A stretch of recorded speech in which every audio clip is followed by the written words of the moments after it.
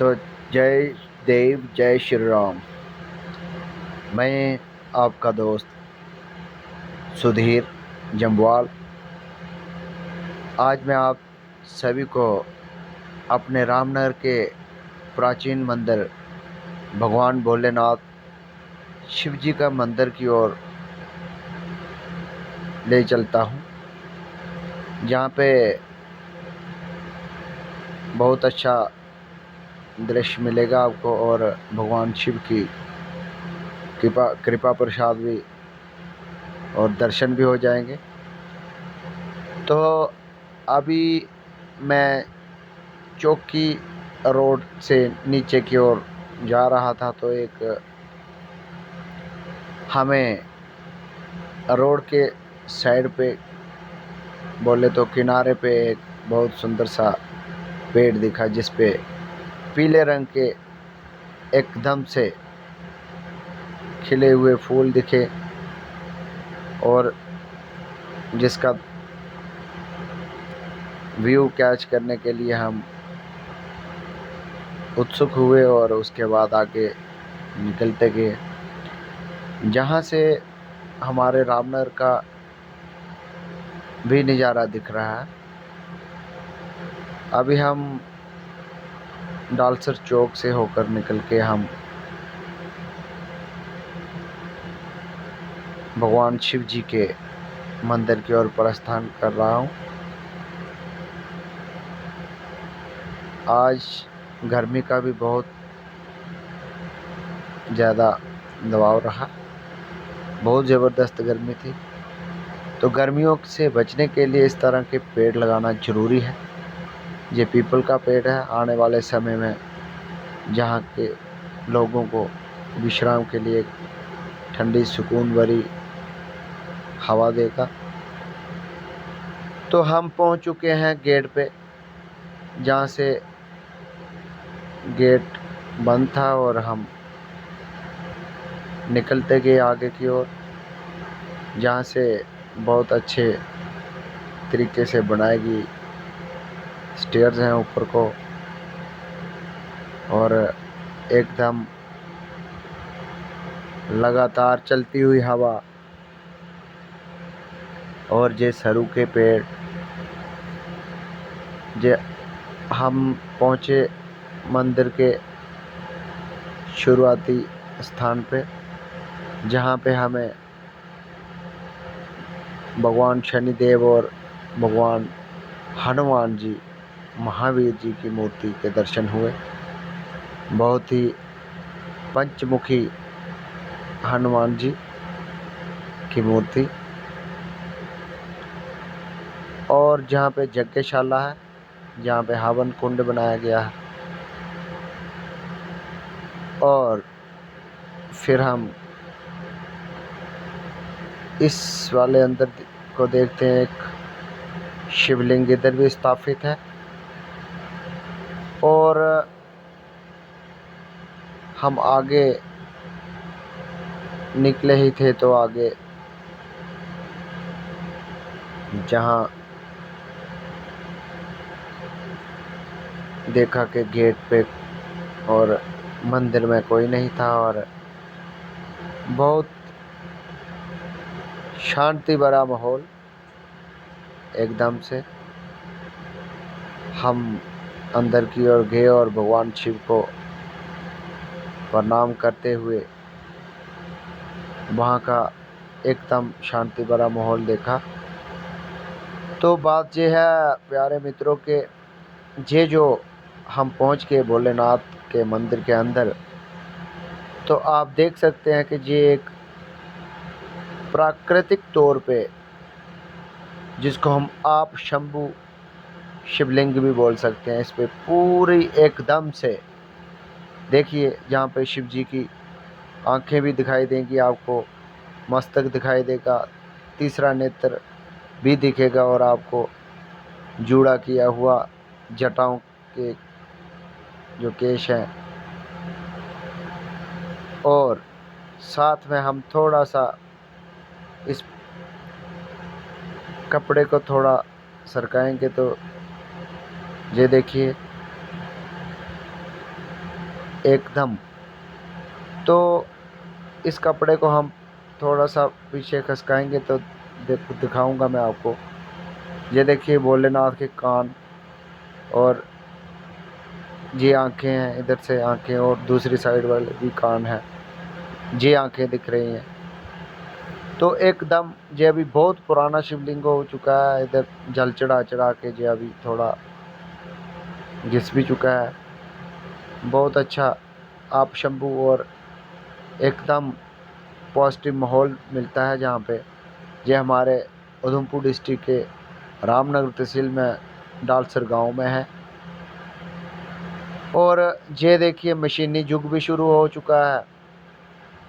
अभी हमारे हिंदुओं में आस्था ना रहने के कारण मंदिर आना जाना कम हो गया है, धर्म का ज्ञान नहीं रहा, कर्म कांड से भी हाथ धो चुके हैं लोग।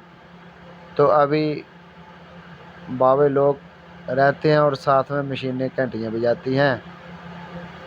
धीरे धीरे धर्म लुप्त होता जा रहा है। भगवान भी क्या करेगा, पानी थोड़ा सा चढ़ा के सोचता है आदमी के मैंने भगवान को खुश कर दिया, मगर ऐसा कुछ नहीं होता। मैं बहुत बार बता चुका हूँ कि ये जो एक फर्स्ट की क्लास होती है जिसमें हम मंदिर की ओर जाते हैं, और उसके बाद सेकंड क्लास में पढ़ता है कोई, तो थोड़ा सब्जेक्ट चेंज होता है, उसमें थोड़े ऊंचे स्तर की पढ़ाई का लेवल शुरू होता है। ये भी हमारे धर्म में ऐसे ही कुछ तरीका होता है जिस तरीके से हमको आगे आगे अपने भक्ति पथ पे निकलना चाहिए। तो देखिए लोगों की आस्था ना होने के कारण आजकल हर मंदिर में आपको ऑटोमेटिक बेल वाली मशीन मिलेगी जो इलेक्ट्रिक है, बिजली से चलती है। तो हमें धर्म का अभाव होने के कारण ऐसा आने वाले समय में शायद क्या होने वाला है कुछ कहा नहीं जा सकता।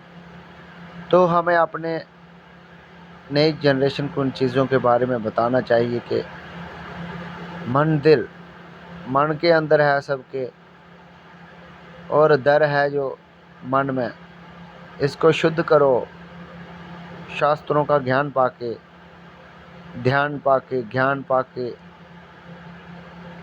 मन में उच्चारण करो, मंत्रों का पठन पाठन करो। और इस मंदिर के पीछे की एक कहानी है कि जहाँ के जिनकी जगह पे ये मंदिर है, वो एक दिन सर्दियों के दिनों की बात है कि वो सो रहे थे, तो ठंड से बचने के लिए उन्होंने पथरी कोयले का इस्तेमाल किया घर में कमरे के अंदर। तो उससे कुछ गैस प्रोड्यूस हुई और कमरा एकदम से बंद था। तो उसके साथ क्या हुआ कि गैस बढ़ने के कारण उनका दम घुटने से उनकी मृत्यु होगी, और फिर उनकी याद में जो इधर मंदिर बनाया गया। और इस शिवलिंग की कहानी भी अद्भुत है। तो जहाँ पे क्या होता था कि एक रोज़ाना एक गाय जाती थी और इस जगह पे खड़ी हो जाती थी, और वहाँ पे अपने आप दूध की धाराएं ज़मीन पे गिरती थी। और वहाँ के स्थानीय लोगों ने देखा कि भाई हमारी गाय उधर जाती है और दूध क्यों, क्या होता है, क्यों अपने आप दूध की धाराएं इधर निकलती हैं। तो उन्होंने किसी ने बताया कि भाई खोद के देखते हैं इधर कुछ शक्ति है। तो खोदना शुरू किया, उधर से शिवलिंग का थोड़ा सा आकार दिखा। तो उन्होंने निकालते निकालते कुदाल के साथ ज़मीन को खोदते खोदते कोई 4-5 फुट नीचे चले गए।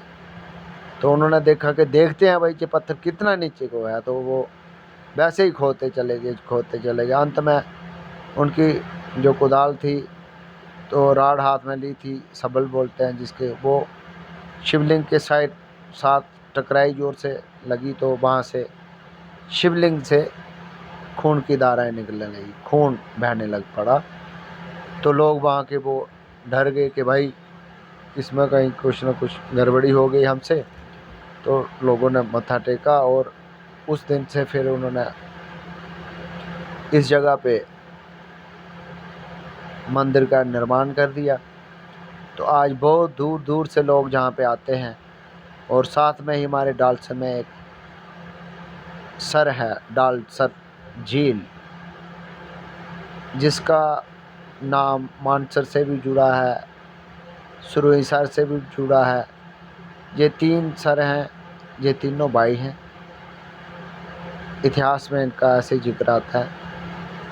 तो ये महाभारत कालीन से भी बात जुड़ी है कि अर्जुन जी ने जी को बचाने के लिए जब उनके बेटे ने बाण मारा था, तो अमृत कलश निकाला था बाण मार के, और वो बाण कहते हैं कि सुरईसर से जाकर निकला था। और इसमें और इतिहास में जे भी डालसर झील का भी इसी में थोड़ा कुछ उल्लेख आता है, मगर उसका अभी मैं प्रॉपर तरीके से बता नहीं सकूँगा। फिर आगे कहीं बनाएंगे वीडियो तो उस पर पूरी खंगाल के बात करेंगे। तो ये बहुत अच्छी झील है जहाँ का नज़ारा एकदम सुंदर है, बहुत दूर दूर से लोग आते हैं। मैं सुधीर सिंह, आपका दोस्त सुधीर जम्वाल, ये ऐसी ही आपके लिए ऐतिहासिक जगह है। और ये इधर बिल्डिंग भी बनवाई गई है टूरिज़्म की ओर से। तो ये देखिए दृश्य हमारा ऊपर से